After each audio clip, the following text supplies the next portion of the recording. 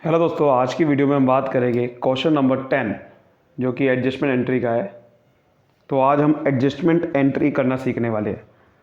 तो इससे पहले आपने जर्नल की और वीडियोस नहीं देखी है, मैंने कई सारी वीडियो बना रखी है। उस पूरी प्लेलिस्ट का लिंक आपको डिस्क्रिप्शन में मिल जाएगा, वहाँ जाके आप देख सकते हो। तो चलिए शुरू करते हैं। जैसे कि यहाँ पर जर्नल एंट्री पास करनी है, adjustment for the following adjustment, ये सारी एडजस्टमेंट की आपको जर्नल एंट्री पास करनी है। 31 मार्च को करते हैं, क्योंकि सारी जर्नल एंट्री जो होती है एडजस्टमेंट वाली वो 31 मार्च को ही करते हैं। ठीक है, तो चलिए शुरू करते हैं। सबसे पहली जर्नल एंट्री से सबसे पहले आपको बता दो कि फॉर्मेट कैसे बनाना है। तो फॉर्मेट ये है कुछ, है ना, आपको पता ही जर्नल का फॉर्मेट क्या होता है। ये सारा फॉर्मेट है जर्नल का, date, particulars, LF, debit, credit. उससे पहले आपको बता देता हूँ कि आपने एडजस्टमेंट कुछ पढ़ा भी होगा। एडजस्टमेंट बेसिकली कुछ पहले चीज़ें आपको समझ लेनी होती है कि क्या क्या होता है। देखो पहले, जैसे आपका सबसे पहले जो एडजस्टमेंट होती है वो होती है पहले, जैसे आपके क्वेश्चन में भी दे रखा है accrued income. Accrued income, accrued income किसे कहते हैं कि जो आपने इनकम कमा ली है बट अभी मिली नहीं है, उसकी डेट नहीं आई है मिलने की। इनकम कमा लिया बट आपने, यानी कि income earned but not received. Income तो आपने कमा ली है बट अभी उसकी डेट नहीं आई है मिलने की, और ये ज़्यादातर इंटरेस्ट की पेमेंट में होता है। फॉर एग्ज़ाम्पल आपका जो इंटरेस्ट है वो मिलेगा जून 30 को 2023, ठीक है।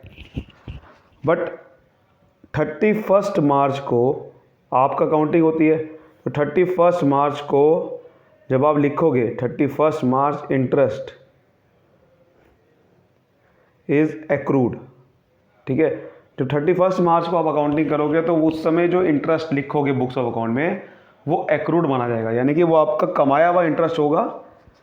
मतलब आपने इन्वेस्टमेंट बहुत पहले करी होगी, लेकिन उसका इंटरेस्ट की मिलने वाली जो ड्यू डेट है वो जून 30 को है, तो जून 30 को मिलेगा। लेकिन उससे पहले आप हर महीने उसे कमा रहे हो, तो आपने कमाया हुआ है बट मिलने की डेट बाद की है। तो यही होता है। तो ज़्यादातर आपका ये क्वेश्चन में देखने को मिलेगा ये वाला, interest due but not received. तो interest due but not receive को एक्रूड इंटरेस्ट बोलते हैं, यानी कि इंटरेस्ट आपने कमा लिया है। यहाँ पर ड्यू का मतलब है कमा लिया है, रिसीव नहीं हुआ, क्योंकि रिसीव होने की डेट बाद में। इसकी जनरल एंट्री क्या होती है, अब ध्यान समझना। देखो, जब भी आपका इंटरेस्ट आपको मिलता है, यहाँ पर पहले मिलता है डेट मार्च 31, जब भी आपको इंटरेस्ट मिलता है उसकी जनरल एंट्री क्या होती है, आप क्या लिखते थे। देखो मैं आपको बिल्कुल कॉन्सेप्ट वाइज समझाता हूँ, आपको बहुत अच्छे समझ में आएगा इससे। जब आपको इंटरेस्ट मिलता है, कोई भी इंटरेस्ट या कोई भी इनकम, क्या करते हो आप, cash account debit to interest. अगर इंटरेस्ट मिला तो आप यही करते हो ना, इनकम क्रेडिट होती है, पैसा आया तो कैश अकाउंट डेबिट होता है। बट यहाँ पर क्या हुआ, अभी पैसा नहीं आया है बट इंटरेस्ट कमा लिया है, तो इसकी एंट्री क्या होगी। तो कमा तो लिया है ना इंटरेस्ट, तो टू इंटरेस्ट तो लिखा ही जाएगा, क्योंकि जो इंटरेस्ट कमा लिया है तो इनकम होगी, और इनकम तो क्रेडिट होती ही होती है। बट यहाँ पर कैश अकाउंट की जगह, क्योंकि कैश तो मिला ही नहीं है, हमें क्या लिखना पड़ेगा उस समय, कैश अकाउंट की जगह हमें एक एसेट बनाना पड़ेगा कि फ्यूचर में मुझे इंटरेस्ट मिलने वाला है, और उस एसेट का नाम रखना पड़ेगा एक्रूड, और इनकम का नाम क्या है, इंटरेस्ट। तो एसेट का नाम रखना पड़ेगा एक्रूड इंटरेस्ट अकाउंट टैब। समझ रहे हो। तो इसका मतलब हमें एक एसेट बना दी, ये एसेट है कि फ्यूचर में मुझे इंटरेस्ट मिलेगा, तो आपका एसेट बन गया एक्रूड इंटरेस्ट। तो ये एंट्री होगी। तो जो पहली एंट्री आपका जो कह रहा है, देखो, interest due but not received 10,000 से, यानी कि इंटरेस्ट कमा लिया है आपने लेकिन मिलेगा बाद में। तो लेकिन 31 मार्च को तो अकाउंटिंग करते हैं हम, तो इसकी एंट्री क्या होगी कि एक्रूड इंटरेस्ट आ गया, एसेट बन गया कि फ्यूचर में मिलेगा मुझे, accrued interest account debit 10,000 to income का नाम क्या है, इंटरेस्ट अकाउंट 10,000। ठीक है, तो यहाँ लिख देते हैं being interest due but not received. समझ आ गई बात। ऐसे ही एक और हमारी एडजस्टमेंट होती है जिसका नाम होता है आउटस्टैंडिंग एक्सपेंसेस। ये भी आपको पता होना चाहिए ये क्या होते हैं, ये काफ़ी जगह पे यूज़ होते हैं। हालांकि इसके ऊपर मैं कई बार बात कर चुका हूँ या आपने अकाउंटिंग इक्वेशन में भी पढ़ा होगा ये सारी चीज़ें, है ना। लेकिन फिर भी आपको जो नहीं पढ़ा है उसको ताकि अच्छे समझ में आ जाए, तब भी आपको अच्छे समझ में आए। देखो क्या मतलब है, आउटस्टैंडिंग एक्सपेंस का मतलब होता है कि एक्सपेंसेस आपके हो गए इंकर्ड बट नॉट पेड। तो एक्सपेंसेस हो गए हैं लेकिन पे नहीं करे, इसकी अब एंट्री क्या होगी। अगर एक्सपेंसेस हो गए पे नहीं करे तो देखो पहले आप सोचो ज़रा कि ज़्यादातर, देखो पहले एग्जांपल देख लो कहाँ कहाँ आप एक्सपेंसेस, जैसे सैलरी की केस में बहुत होता है कि सैलरी आपका पे करनी थी करी नहीं, रेंट आपको पे करना था करा नहीं, ऐसे कई सारे होते हैं। पहले मुझे बताओ जब एक्सपेंस होता है तो करते क्या थे आप, एक्सपेंस की एंट्री क्या होती थी। आप ऐसे ही करते थे ना, एक्सपेंसेस कोई भी खर्चे का नाम लिखते थे पहले आप, कोई खर्चे का नाम होता था उसे डेबिट करते थे क्योंकि एक्सपेंस आर ऑलवेज डेबिटेड, और कैश अकाउंट को क्रेडिट करते थे क्योंकि कैश से पे करा। यही करते थे ना, हाँ या ना, यही करते थे, अभी भी यही करेंगे क्योंकि खर्चा तो हो गया है तो खर्चे का नाम से डेबिट होगा, अभी भी वही होगा।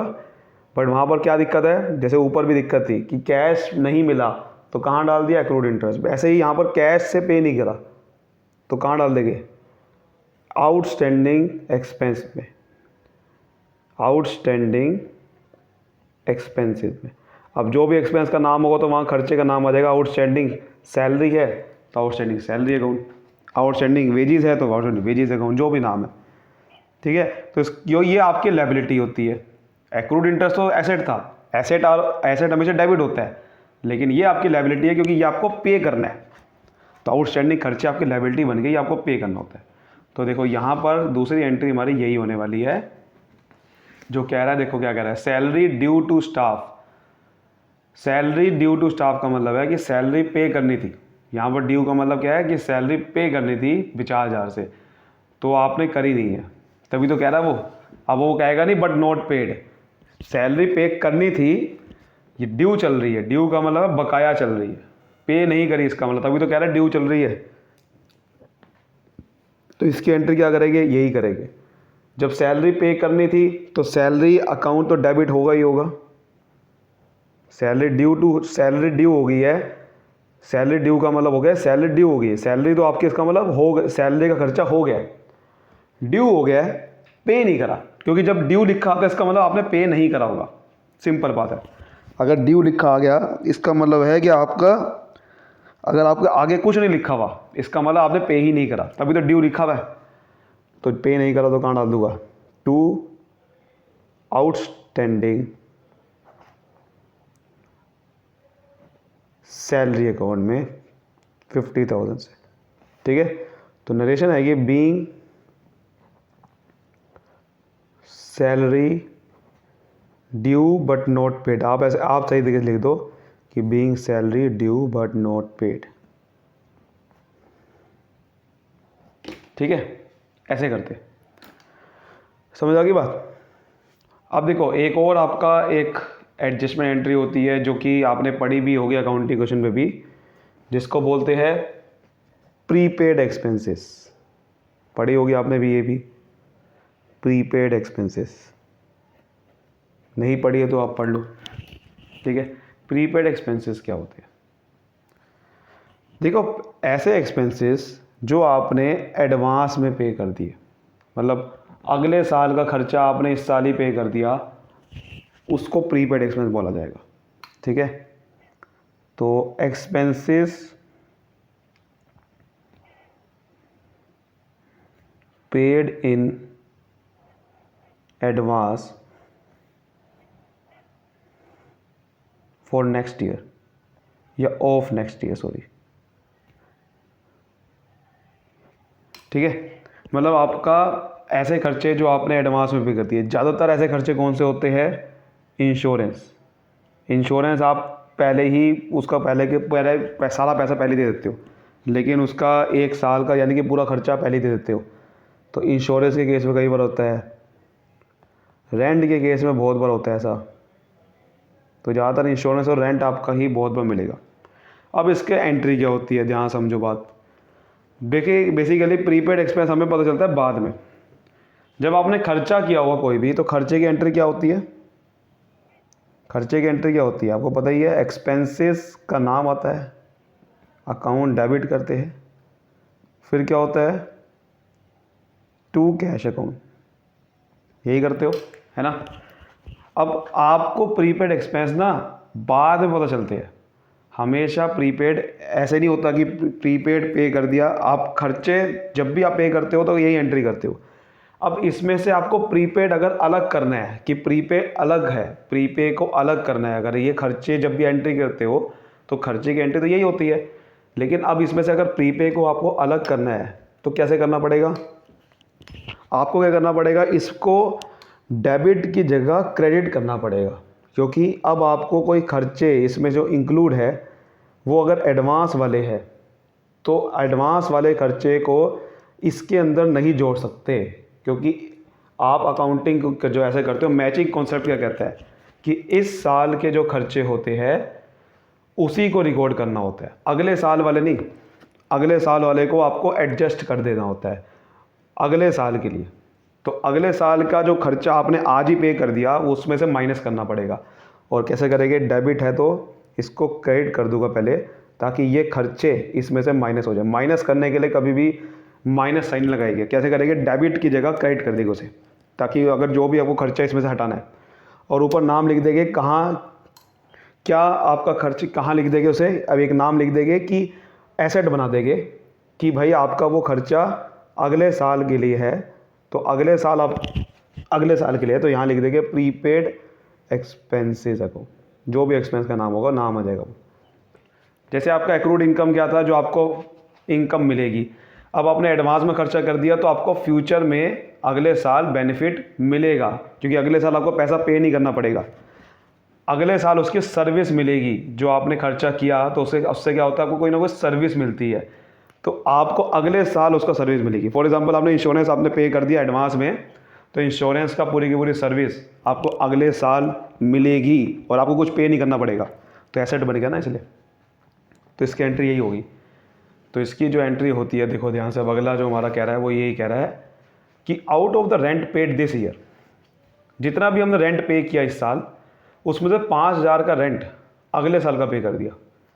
तो इसका मतलब इस साल आपने जो रेंट पे किया होगा तो पहले आपने एंट्री करी होगी ऐसे कि rent account debit to cash account. इस साल आपने ऐसे एंट्री करी होगी। अब उसमें से आपने 5,000 का अगले साल पे कर दिया, वो तो हटाना पड़ेगा अगले साल वाला। तो कैसे करेंगे? रेंट अकाउंट को पहले क्रेडिट कर देंगे, क्योंकि आपने पहले डेबिट किया होगा। तो टू रेंट अकाउंट तो पहले क्रेडिट कर देंगे 5,000 से, और वो आपका अगले साल के लिए। तो इसका मतलब इस साल को तो आपको बेनिफिट हो गया 5,000 का। बेनिफिट ये हो गया कि अगले साल आपको वो 5,000 पे नहीं पे करने पड़ेंगे, अगले साल आपको बल्कि सर्विस मिलेगी रेंट की, जो आपने जिस चीज़ का रेंट दिया है। तो आपको लिखना पड़ेगा यहाँ पर, एक एसेट बनाना पड़ेगा, उसका नाम रखना पड़ेगा प्रीपेड रेंट अकाउंट। खर्चे का नाम रेंट है ना, तो पहले तो इसलिए प्रीपेड रेंट अकाउंट डेबिट 5,000 से। तो यहाँ लिखिए being adjustment entry made for rent paid in advance. जो एडवांस आपने रेंट पे कर दिया उसकी हमने एक एडजस्टमेंट एंट्री कर दी कि आपका रेंट, इस साल का रेंट अकाउंट, वो जो रेंट आपने खर्चा किया था वो कम कर दिया, क्योंकि अब इस साल का खर्चा नहीं है 5,000 का, तो इसलिए वो खर्चा रेंट अकाउंट कम हो गया और वो आपका बन गया एसेट। वो आपको अगले साल का बेनिफिट देगा। समझ गए? ऐसे करते हैं। इसी तरह से डेप्रिसिएशन भी बेसिकली एक ऐसा ही एक सिंपल आपका, ये भी नॉर्मल एडजस्टमेंट एंट्री होती है इसकी, देखो कह रहा है कि provide 10% depreciation of furniture costing 1 lakh.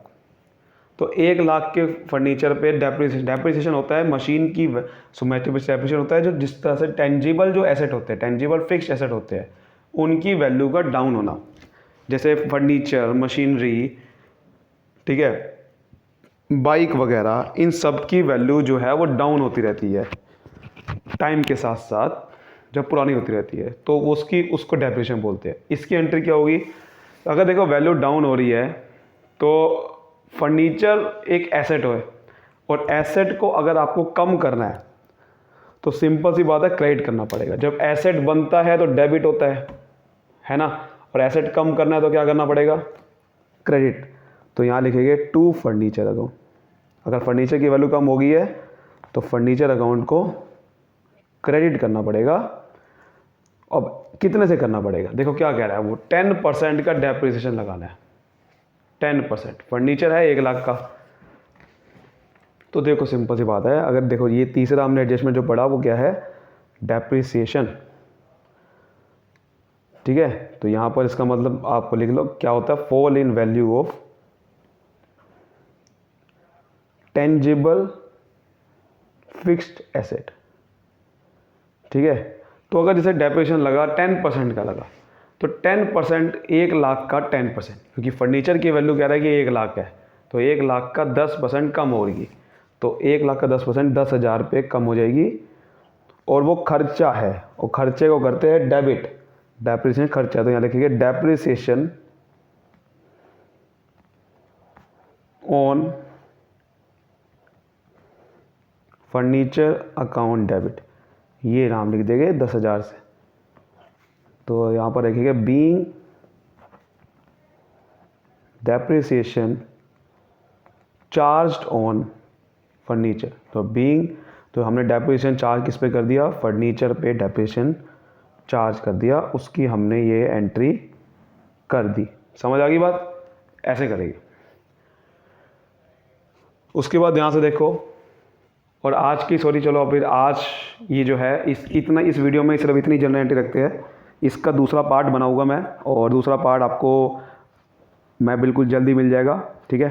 तो चलिए आज की वीडियो को इतना ही रखते हैं, और वीडियो पसंद आ रही है तो फिर लाइक करिए, सब्सक्राइब करिए, फैला दीजिए।